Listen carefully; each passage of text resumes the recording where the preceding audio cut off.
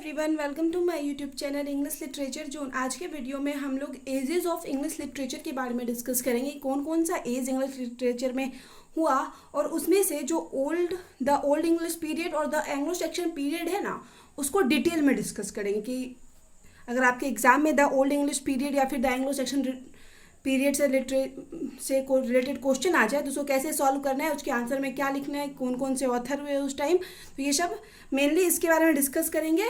ठीक है, बट लेकिन अभी सारे एज को देखेंगे कि इंग्लिश लिटरेचर में कौन कौन से एज हुए।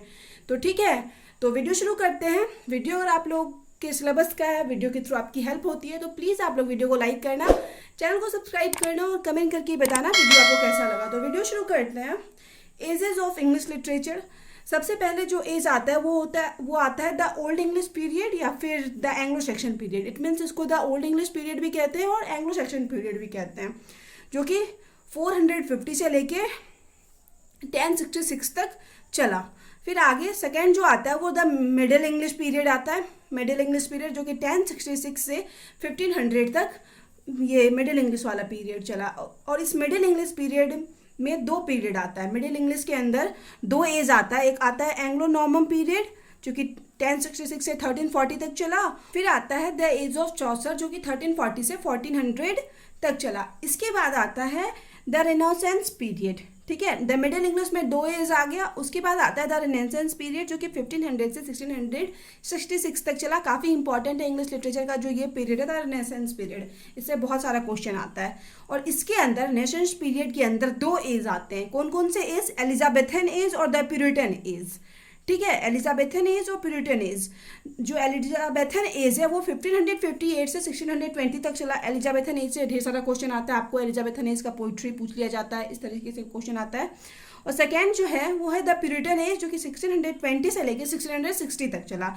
और इसी प्यूरिटन एज के अंदर तीन एज आते हैं। ठीक है, सबसे पहला है जैकोबियन एज। तो जैकोबियन एज का लास्ट 5 ईयर सिर्फ प्यूरिटन एज में आता है, बाकी का एलिजाबेथन एज में ही शामिल है।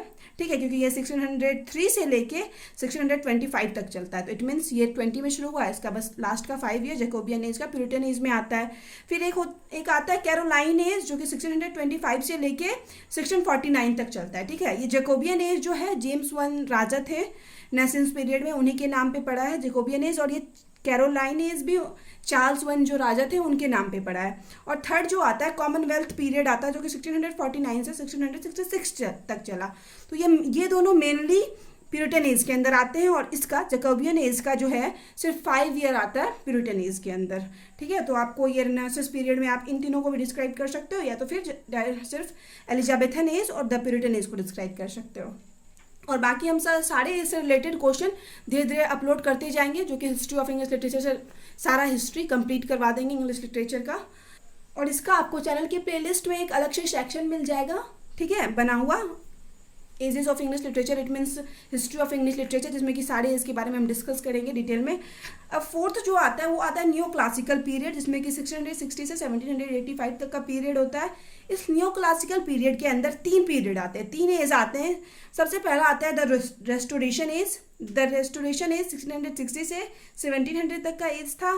फिर आता है द अगस्टन एज या द एज ऑफ पोप भी कहा जाता है, अलेक्जेंडर पोप के नाम से जाना जाता है ये एज, जो 1700 से 1745 तक का एज जाना जाता है।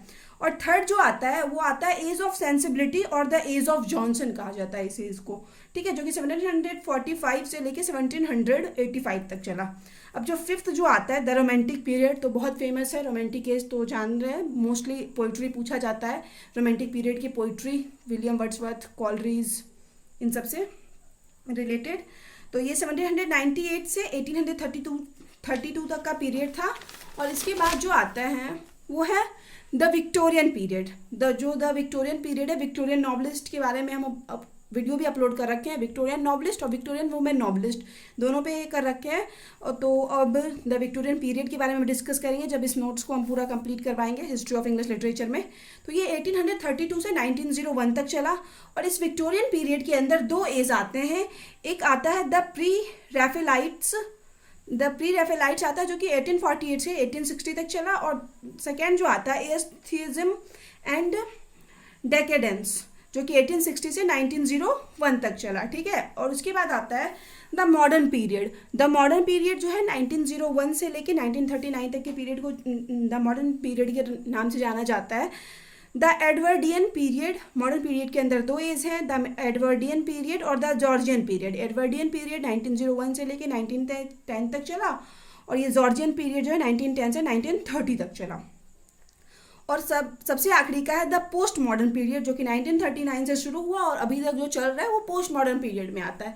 तो वो सारा एज कंप्लीट हो गया। अब हम लोग द ओल्ड इंग्लिश पीरियड या फिर एंग्लो सेक्शन पीरियड, जिसका कि दोनों नाम है, उसको डिस्कस करेंगे, उसके बारे में डिटेल से पढ़ेंगे। तो ये पीरियड जो है 1450 से 1066 तक का पीरियड था। अब शुरू करते हैं answer. The old English period is also known as Anglo Saxon period. Old English period को एंग्लो सेक्शन पीरियड के नाम से भी जाना जाता है। तो आपको जो भी क्वेश्चन में एक्सप्लेन किया जाएगा ना, उसको आप पहले लिखना। अगर आपके क्वेश्चन में आ जाता है कि द एंग्लो सेक्शन पीरियड को डिस्क्राइब करना है, तो पहले आप शुरू करना the Anglo Saxon period is also known as old English period. ठीक है, तो इस तरीके से शुरू करोगे। अब जो सेकेंड लाइन है वो है the age started in the 5th century. ये जो एज स्टार्ट होता है ओल्ड इंग्लिश पीरियड का या एंग्लो सेक्शन पीरियड का, वो 5th सेंचुरी से होता है। ये देखने से क्लियर हो रहा है। When the Jutes, Angles and Saxons came to England. जब जूट्स, ये मतलब अलग अलग ट्राइब्स हैं, जाति हैं, जूट्स, एंजल्स और सेक्शन जो है ना, वो इंग्लैंड आए थे। और कहीं कहीं पे आपको ब्रिटेन भी देखने को मिलेगा। तो ब्रिटेन क्या है, इंग्लैंड का ही पार्ट है। तो इस वजह से कहीं कहीं आपको ये इस जगह पे ब्रिटेन भी देखने को मिलेगा। तो ये इंग्लैंड आए थे फ्रॉम जर्मनी। ये तीनों जर्मनी से क्या आ गए थे, कहाँ आ गए थे, इंग्लैंड आ गए थे। डिफीटेड द इंग्लिश ट्राइब, और वहाँ के इंग्लैंड के इंग्लिश ट्राइब को हराते हैं एंड स्टार्टेड देयर रेन, और अपने शासनकाल को शुरू करते हैं। मतलब ये लोग क्या किए, जर्मनी छोड़ के और इंग्लैंड आ गए। फिर इंग्लैंड के इंग्लिश जो ट्राइब्स थी, जाति थी, उसको हराकर अपना वहाँ पे शासन शुरू किए। फिर आगे है दो old English period began around 1450। Old English period जो है 1450 से शुरू होता है एंड लास्टेड अंटिल 1066, और चलता कब तक है, 1066 तक।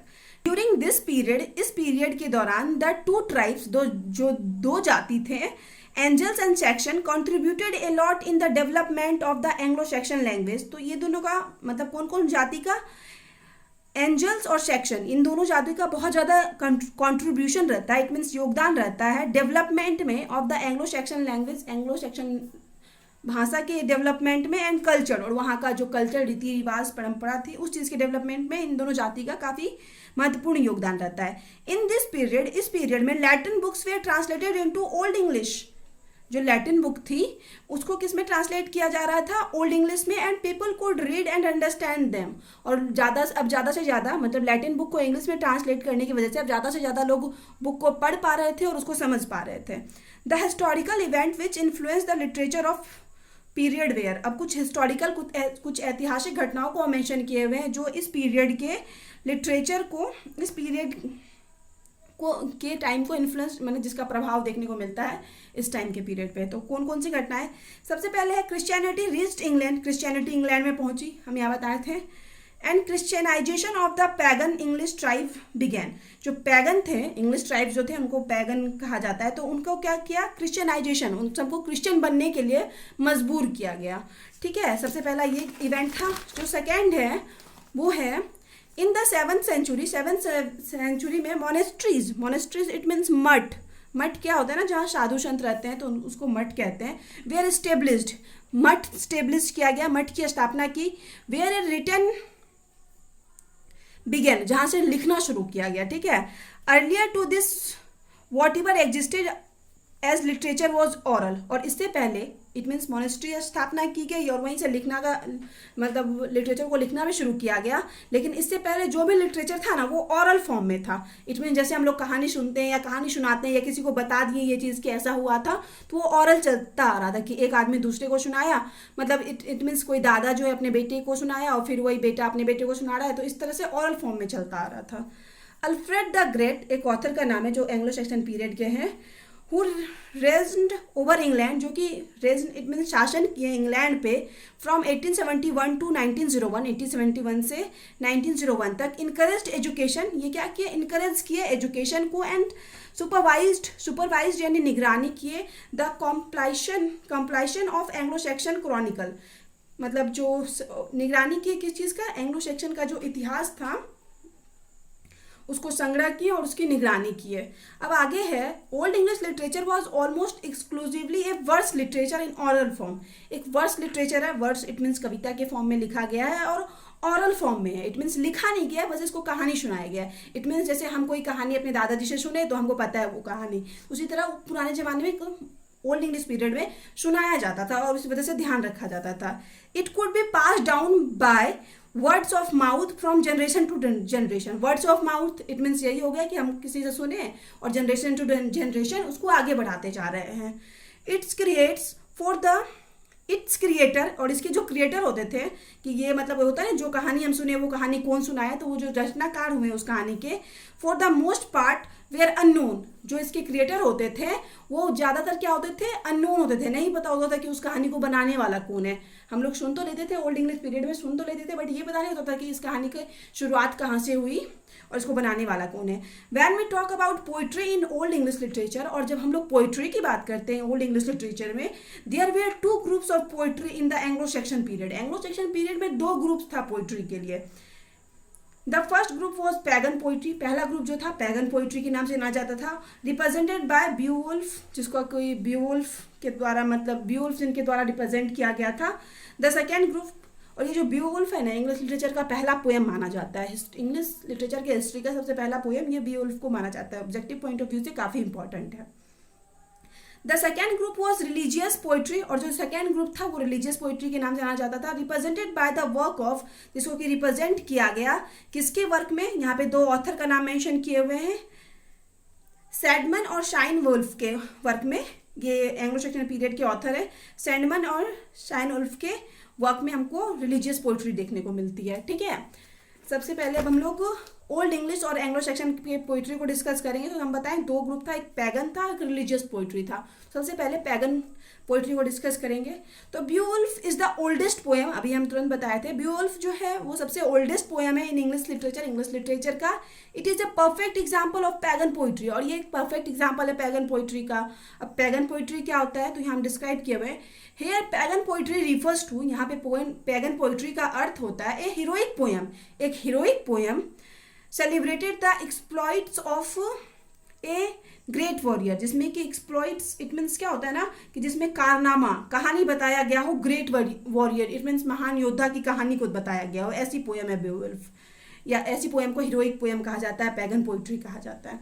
अब आगे, it reflects the ideals of that state of society, ये मतलब उस टाइम के आदर्शों को, उस टाइम की सोसाइटी के आदर्श को रिफ्लेक्ट प्रतिबिंब देती है, बताती है। We call the heroic age, जिसको कि हम लोग हीरोइक एज कहते थे, उस टाइम के मतलब एज का हम लोग के पास रिफ्लेक्शन प्रेजेंट करती है, इट मीन्स उस एज का प्रतिबिंब रखती है हम लोग के सामने। Beowulf is the oldest surviving epic, सबसे ओल्डेस्ट है, सबसे पुराना एपिक है, महाकाव्य है जो कि आज तक सर्वाइव कर रहा है इन द इंग्लिश लिटरेचर का। It consist more than 3000 line, और इसमें मतलब 3000 लगभग लाइन है। It has been passed from mouth to mouth, पहले तो इसको माउथ टू माउथ जैसे बताया कि कहानी के फॉर्म में सुनाना, कि हम अपने दादाजी से सुने, उसी तरह माउथ टू माउथ पहले तो इसको सुनाया गया। फ्रॉम 100 ऑफ ईयर्स, मतलब कई 100 साल तक इसको माउथ टू माउथ सुनाया गया। ठीक है, before it was written down in the 10th century और at the end of 19th century, मतलब जब तक इसको 19th सेंचुरी के एंड या 10th सेंचुरी में जब तक लिखा गया नहीं था तब तक ये माउथ टू माउथ ही चलता आ रहा था, मतलब 450 से शुरू हुआ, और जब हम लोग को ब्यूवुल्फ मिला तभी से क्या हो रहा था, ब्यूवुल्फ पोएम को माउथ टू माउथ सुनाया जा रहा था, और ये लगभग 9th सेंचुरी के एंड में या 10th सेंचुरी में इस पोएम को लिखा गया। The main story in the poem, और इस कहानी का जो मेन स्टोरी है, are based on the folk legends of the primitive northern tribes, और जो मेन स्टोरी है ये है लोक कथा, फोक लीजेंड इसमें लोक कथा है, बेस्ड है लोक कथा पे, ऑफ द प्रिमिटिव, जो कि प्राचीन नॉर्थर्न ट्राइब्स थे, नॉर्थ की जो जाति थी प्राचीन, उसी के मतलब कहानी पे बेस्ड है, लोक कथाओं पे बेस्ड है। अब सेकेंड जो है रिलीजियस पोइट्री, उसके बारे में डिस्कस करते हैं। फिर है आगे, सैंडमैन इज द, ये ऑथर है रिलीजियस पोइट्री के महान, Sandman is the first known religious poet, पहले नोन जाने हुए जिनको हम लोग जानते हैं धार्मिक पोएट हैं ऑफ इंग्लैंड के। He is known as the father of English song के फादर के रूप में जाने जाते हैं। His life story is vividly describe in Bede Historia Ecclesiastica, तो उनका जो लाइफ स्टोरी है ना वो डिस्क्राइब किया गया है। किसमें डिस्क्राइब किया है? विविडली, इट मीन्स एक पावरफुल फीलिंग के साथ डिस्क्राइब किया गया है। बीडीज, बीडी एक पोएट है, वेनरेबल बीडी इनका नाम है। उन्हीं का जो वर्क है हिस्टोरिया एक्लेसियास्टिका, उसमें डिस्क्राइब किया गया है सैंडमैन के लाइफ को, ठीक है। Sandman's first poem was, Sandman की जो पहली कविता थी वो थी the hymn of praise. Later on encouraged by the success of his first poem, Sandman composed many other poem. और अपने पहले पोएम के सक्सेस के वजह से ये बहुत ज़्यादा इनकरेज हुए और फिर ढेर सारा पोएम लिखे, other poem by using the biblical material. Biblical material it means Bible के मटेरियल, बाइबिल में जो कहानी या फिर जो भी कुछ लिखा होता उस चीज़ का यूज़ करके और भी आगे ढेर सारा पोएम लिखे, ठीक है। यहाँ सैंडमैन के बारे में हो गया। अब हम लोग पढ़ेंगे Cynewulf and his poem, उनके बारे में पढ़ेंगे। तो Cynewulf lived in the early 19th century. Cynewulf जो थे अर्ली 19th सेंचुरी में आए। Except the unknown composer of Beowulf, और ऐसा माना जाता है कि बीवुल्फ के कंपोजर थे कौन? Shine wolf. ऐसा कंफर्म नहीं है बट ऐसा माना जाता है। He is regarded as the great Anglo Saxon poet, महान एंग्लो सेक्शन पोइट के रूप में जाने जाते थे। On his life story we know very little, और उनके लाइफ स्टोरी के बारे में हम बहुत कम जानते हैं। हम पहले क्लियर किए थे एंग्लो सेक्शन के पीरियड के जो भी ऑथर है ना उनके बारे में बहुत कम हम लोग को जानकारी मिलती है। He was probably an ecclesiastic and a scholar, एक धर्मोपदेशक और एक स्कॉलर, एक विद्वान थे। His name remained unknown until 1840, और 1840 तक तो इनके नाम को भी कोई जानता नहीं था, तब तक अननोन था इनका नाम भी, ठीक है। किनका? शाइन वुल्फ का। अब आगे है Anglo Saxon and old English pros. अब हम लोग पोइट्री को पढ़ लिए, अब एंग्लो सेक्शन या और ओल्ड इंग्लिश के प्रोज को पढ़ते हैं। तो आपको फिर से हम बता रहे हैं कि क्वेश्चन जो भी हो आप में अगर एंग्लो सेक्शन आएगा तो आप सिर्फ एंग्लो सेक्शन लिखना है, या ओल्ड इंग्लिश पीरियड आएगा तो ओल्ड इंग्लिश प्रोज लिखना है, एंग्लो सेक्शन पीरियड आएगा तो एंग्लो सेक्शन प्रोज लिखना। अब आगे है इन 8th सेंचुरी में, इट मीन्स 8वीं शताब्दी में old English pros appeared, old English pros शुरू हुआ। The famous pros writer of that period, और उस समय जो फेमस प्रोज राइटर थे वो थे वेनरेबल बीडी, जो कि अभी हम बताए थे कि बीडी एक वर्क लिख रखे थे सैंडमैन की लाइफ पे।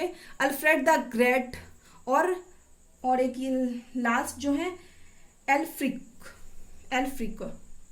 और फिर अब तीनों पोएट के बारे में डिस्कस करेंगे। सबसे पहले है वेनरेबल बीडी, तो प्रोज राइटर थे ये लोग।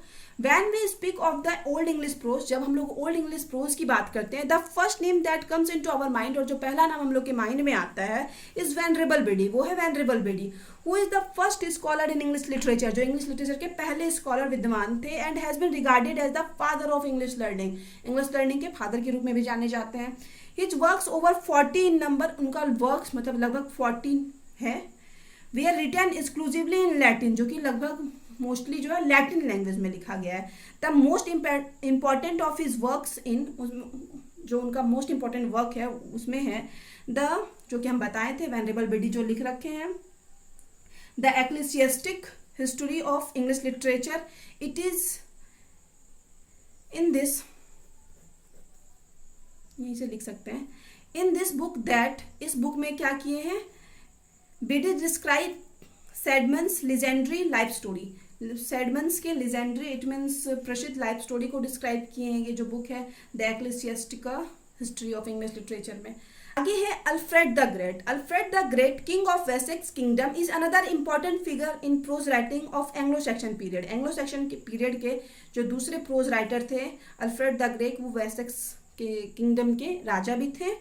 ड्यूरिंग हिज रेन, उनके शासनकाल में, he tried every means to improve education, वो बहुत कोशिश किए, मतलब सारा साधन ट्राई किए एजुकेशन को इम्प्रूव करने का। बाय फाउंडिंग कॉलेज की स्थापना की and importing teachers from Europe, और टीचर्स भी यूरोप से मंगवाएं एजुकेशन को सही करने के लिए। और ये जो हम आंसर प्रिपेयर किए वो कम से कम 20 मार्क्स के लिए प्रिपेयर किए हैं, ठीक है। और अगर इससे 20 मार्क्स से कम का आता है ना तो आपको इस आंसर को थोड़ा बहुत छोटा करना होगा। अब आगे है he was a well known translator, और ये जो अल्फ्रेड द ग्रेट है वो काफ़ी अच्छे ट्रांसलेटर भी थे। He translated some important Latin works into English, ये बहुत सारे कुछ इंपॉर्टेंट लैटिन वर्क्स को इंग्लिश में ट्रांसलेट किए। Among which the most important is, उनमें से जो मोस्ट इंपॉर्टेंट है वो द एंग्लो सेक्शन क्रॉनिकल में, इट मीन्स एंग्लो सेक्शन का इतिहास। This book records the main happening of the Anglo Saxon period. और इस बुक में जो एंग्लो सेक्शन पीरियड में जो मेन घटनाएं हुई, प्रसिद्ध घटनाएं हुई, मुख्य घटनाएं हुई, उसको उसका रिकॉर्ड रखा गया, उसको दिखाया गया है। अब आगे है सबसे आखिरी जो ऑथर थे एल्फ्रिक। एल्फ्रिक वॉज ए क्लर्जीमैन। एल्फ्रिक एक क्लर्जीमैन थे, इट मीन्स पादरी थे जो चर्च में पूजा करते हैं ना, चर्च के जो पंडित होते हैं, तो वो एक क्लर्जीमैन थे।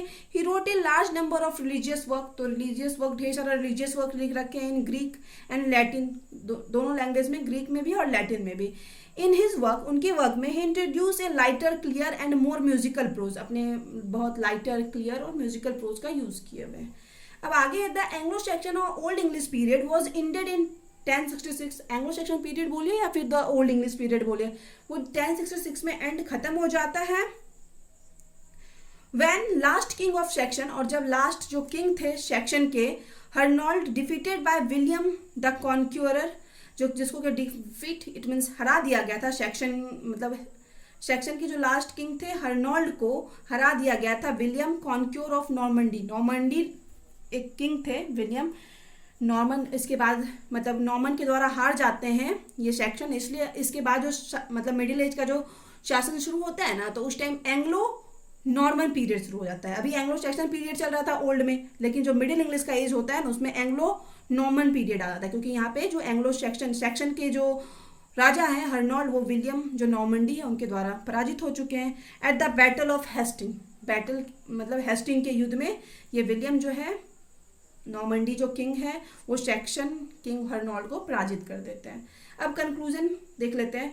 दस वी कैन सीन, इस प्रकार हम लोग देख सकते हैं, जर्मनी इफेक्ट इन, जर्मनी मतलब क्या प्रभाव कर डालता है इन old English period. Old English period में मतलब सब कुछ जर्मनी की वजह से ही शुरू हुआ, कि जर्मनी क्या किया, इंग्लैंड में आके रहा, वहाँ से इंग्लिश ट्राइब्स को हटाया।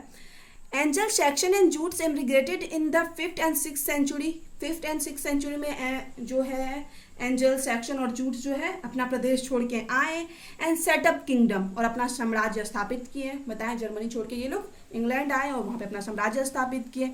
सो वी कैन सी दैट, इस प्रकार हम लोग देख सकते हैं, there are religious, cultural and language exchange. तो वहाँ पे धार्मिक और कल्चर का एक्सचेंज और लैंग्वेज एक्सचेंज हुआ, क्योंकि ये मतलब जर्मनी से आके इंग्लैंड में बसे, तो इंग्लैंड का भी कुछ कल्चर ये अपनाए होंगे, और कुछ इंग्लैंड के लोग भी उनसे जर्मनी का कल्चर अपनाए होंगे। तो यहाँ पे कल्चर का एक्सचेंज हुआ ना, रिलीजियस कल्चर और लैंग्वेज का एक्सचेंज हुआ इन सोसाइटी, समाज में। People started to convert Christianity. उस टाइम पीपुल खुद को मतलब क्रिश्चियन बनने लगे थे, कन्वर्ट करने लगे थे क्रिश्चियनिटी में। Women were too insignificant, women भी महत्वपूर्ण थी, and they had to obey man, और उनको क्या करना था, मैन के आज्ञा का पालन करना पड़ता था वुमेन को। देयर वेयर वॉर्स, उस टाइम भी वॉर हुई, युद्ध हुई, at that time which affected work, जो कि उस टाइम के वर्क को अफेक्ट किया। ठीक है, बट हम लोग को ना एंग्लो सेक्शन पीरियड में वुमेन का खास कुछ पढ़ने को योगदान देखने को नहीं मिलता है। ठीक है, या कोई ऑथर बहुत टाइम तक देखने को नहीं मिलता है, या उनके वर्क के बारे में अगर कोई ऑथर हुई भी ना, तो बहुत टाइम तक तो किसी वुमेन राइटर के वर्क के बारे में डिस्कस भी नहीं किया गया। अब आगे है works were oral and monks produce literary works in order to transmit. Works जो होते थे उस टाइम का वो ऑरल फॉर्म में होता था, और मॉन्क्स जो साधु संत सन्यासी हुए हैं उस टाइम, वो क्या करते थे, लिटरेरी वर्क्स को ट्रांसमिट इट मीन संचारित करते थे, इट मीन सुनाते थे दोज नेक्स्ट जनरेशन को। Church and religious language were Latin, और उस टाइम का जो चर्च और धर्म का जो लैंग्वेज था, भाषा था, वो लैटिन था। अब आगे है, so we can say that, इस प्रकार हम लोग कह सकते हैं ओल्ड इंग्लिश पीरियड और एंग्लो सेक्शन पीरियड कॉन्ट्रीब्यूटेड, कि ओल्ड इंग्लिश पीरियड हो और जिसको कि हम लोग एंग्लो सेक्शन पीरियड भी कहते हैं, बहुत ज़्यादा कंट्रीब्यूटेड और अलॉट बहुत ज़्यादा योगदान दिया इन the development of English literature के डेवलपमेंट में। ठीक है, तो यहाँ पे वीडियो खत्म होता है। वीडियो के थ्रू आपकी हेल्प हुई, वीडियो अगर आपको समझ में आ जाता है ना, तो प्लीज़ आप लोग चैनल को सब्सक्राइब कीजिएगा, कमेंट कीजिएगा वीडियो आपको कैसा लगा, और वीडियो के साथ बने रहिएगा। आपको अगर हिस्ट्री ऑफ इंग्लिश लिटरेचर पढ़ना है, ऐसे ही आसान लैंग्वेज में बिल्कुल सारा आपको टॉपिक मिलेगा। तो मिलते हैं नेक्स्ट वीडियो में नेक्स्ट टॉपिक के साथ।